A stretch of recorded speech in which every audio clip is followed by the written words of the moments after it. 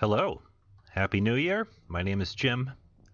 I am making a game called Funman in the Godot engine, and this is a development log of the past week of fun developments in Funman. First, I'd love to bring your attention to that guy at the bottom right. We now have a navigation helper for the player, and the fun part is that matches up with that.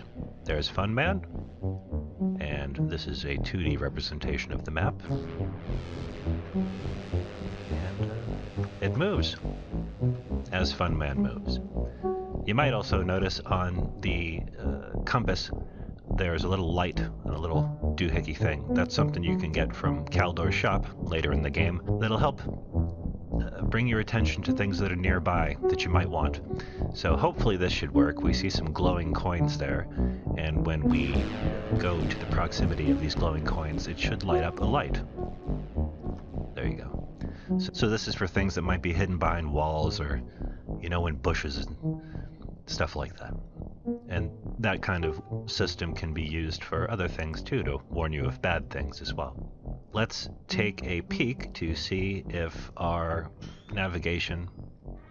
Oh, another thing, I did a little bit of work on the teleportation screen, and it looks like poop right now, but they can be animations on the left side from the beings you will meet, and it'll show you different things, places of interest in the map image that it shows you in between there.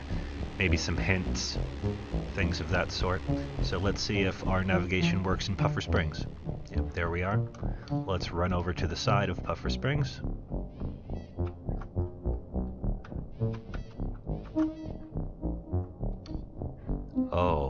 Oh, I see what's happening. Okay, since the way that I'm redesigning the streets, and it's picking up the far edges of the map itself. So if I go to the edge of the map, the math should math.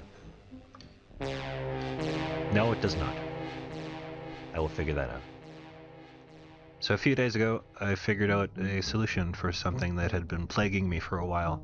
Perhaps this will help others who are in the same boat. The pipeline I used for my character animations, I got the base animations from Mixamo, and then I cut them up from there. Once imported into Blender, you can get your individual animations, and let's see.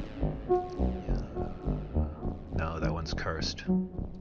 Okay, this one isn't. So you select your animation, you can tab into them, and then you can edit them frame by frame the way that's right for your game. After you do that, you have a large collection of NLA strips, and you can export all these as a GLB file. Basically, that keeps all your materials, all your animations together in this one file, and it exports with an animation player, which you can then access in Godot. But as these files get larger and larger, the export time takes longer and longer. And say you had the animation of your character punching or landing, and it was a few frames extra. You'd have to go back to the original file, edit that, and then do the whole process again. So something I figured out was I took my main file, which was this guy here, that had all of the animations in it. I then broke it down into categories. This one here is all the hurt animations. So if Funman gets hurt, it plays one of these. So the reason this was so cool is because if I wanted to tweak something slightly, I could just go into one of these smaller files, tweak it slightly, and then you export the smaller files as GLBs. Then the magic happens there. This is my hurt library after I've exported it from Blender into Godot. And you go up here to Actions, Set Animation Save Paths, and what this, you select the current folder, and then it gives you all of the animations that are inside your GLB file already. So if one changes, you just export the GLB file, it automatically updates into an RES file. And the beauty of that is, when you go into your animation player and you manage your animations, if you import it as a GLB, it shows up as built-in. But if you click on there, you can then import each individual res file that you just pulled out of the GLB file from Blender. And that is its own animation file that is not part of a larger GLB that you can tweak individually. So instead of a single GLB with all of your files, you can make another folder and just have it full of your herd animations, or full of your fight animations, or full of your crouch to crawl animations, and you can go edit it much easier. And I don't know if this information is going to help anyone, but it was a great find, and it's going to make tweaking things a lot easier in the future. So here's the inside of the camper, which is basically the trophy room for the player, and all the things you collect in the game will show up here, so you can get better looks at them. So over the course of creating this game, I want to fill this thing up with as many cool things as possible. So I had an idea for a music machine that you could find in one of the shops somewhere.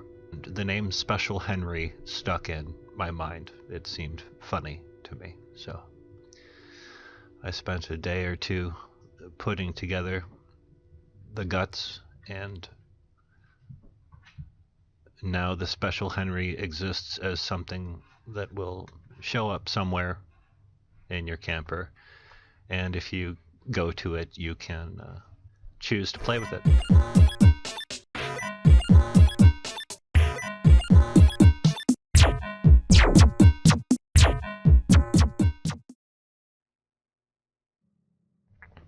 I've also been wrestling with learning the Limbo AI behavior tree behavior stuff.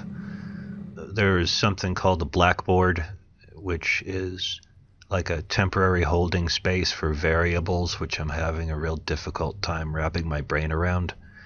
How to get the NPC main script to work with the behavior tree scripts. But that's just boring coding shit. So, yeah. And I'm figuring that out bit by bit. And I also added noises to Eliza. And that's it for now. Happy New Year, and thank you for watching.